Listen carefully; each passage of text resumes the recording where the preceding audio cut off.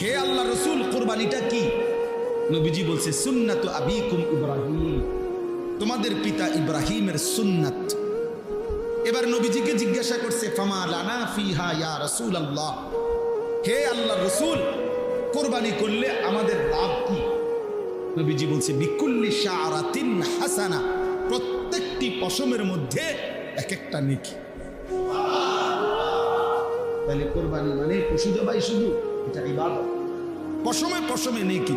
আচ্ছা আরো শুনেন, নবীজি সাল্লাল্লাহু আলাইহি সাল্লাম বলেন মা আমিলা আদমিন মিন আমালি ইয়াউমিন নাহর আহাব্বা ইলাল্লাহ মিন ইহরাকিদ দাম। আল্লাহ নবী সাল্লাল্লাহু আলাইহি সাল্লাম বলেন কোন মানুষ কোরবানির দিন আল্লাহর সবচেয়ে প্রিয় উত্তম আমল যা করে কোরবানির দিন, সেটা হলো ওই পশু জবাই। এরপরে নবীজি বলেন, এই হাদিসের 4টা অংশ, এই প্রথম অংশ বললাম। দ্বিতীয় অংশ নবীজি বলেন ইন্নাহু ইয়াতি ইয়াউমাল কিয়ামাতি বিকুরুনিহা ওয়া আশআরিহা ওয়া আজলাফিহা, ওই ব্যক্তি কুরবানি যে করলো কিয়ামতের দিন সে ওই প্রাণীর শিং, পশম এবং আজলাফ মানে পায়ের যে খুর আছে না, এই খুর, নবীজি বলেন সে শিং, পশম এবং খুরগুলো সহ হাসরের ময়দানে মিজানের পাল্লায় ওজনের জন্য নিয়ে আসবে।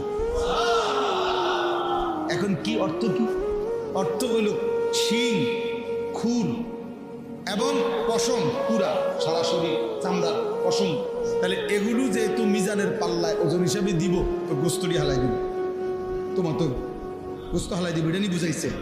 বুঝাইছে মানে শিংটাও বাদ যাবে না, খুরটাও বাদ যাবে না, একটা পশমও কি যাবে না, বাদ যাবে না, পুরা আস্থা তার কোরবানিটা তার মিজানের পাল্লায় উঠানো হবে।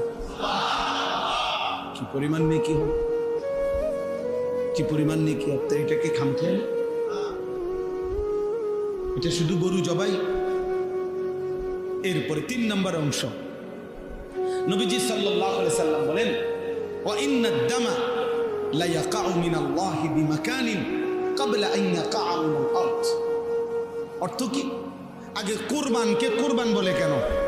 মানে এই যে পশু জবাই করার এই উৎসবটাকে, ইবাদতটাকে কি বলে? কোরবানি বলে। কোরবান অর্থ হলো, কোরবান শব্দটি আরবি, এই আমি যে আয়াত পড়ছি এখানে আছে ইজ কাররাবা কোরবানান। তো কোরবান শব্দের অর্থ হলো কুরব, নৈকট্য অর্জন করা, কারো ঘনিষ্ঠ হওয়া।